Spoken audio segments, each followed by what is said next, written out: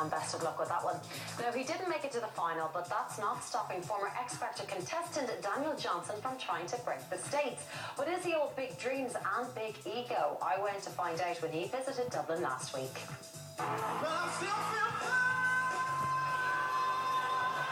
It's the audition that's been watched over 17.5 million times on YouTube.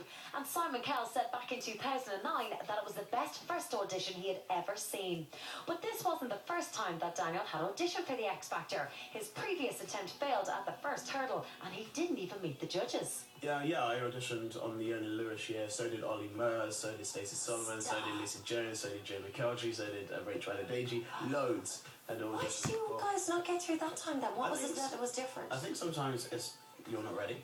And also for me, Jamie and Ollie, I think we had the audience this year, and I think, for our auditions, probably, if we walked into the room and Ollie's getting super scared, and it wouldn't work, and Jamie can't go, your sex is on, to 4 people. that wouldn't have worked at all. But yeah, I think what helped for us is that the auditions were in front of a live audience. So if this was his second attempt, surely Danyl knew what would wow the judges. Had you had that totally planned out, choreographed in your head, everything, like even...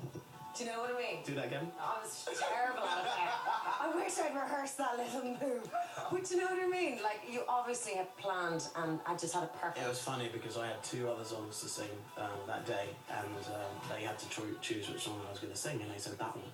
And I thought, I don't know the words. So if you actually go onto the YouTube video and get the words up next to it, you realise that the words are not right at all. Yeah, because I kind of just made it up, and then Simon stood up. Well, he ended up being like an embarrassing uncle, really.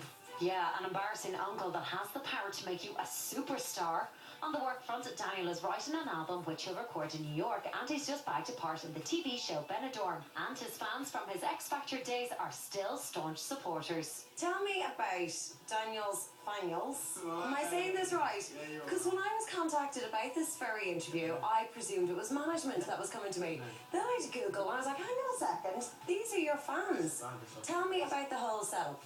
Well, I think it started at the beginning. It started, I think the website went up when the show finished, and they've just been great support. And everywhere I go, every gig I ever do, there's always a fan or a new audience, and it's quite funny. They're actually called fangirls. Yeah, actually called fangirls. Yeah. This is hilarious. I know.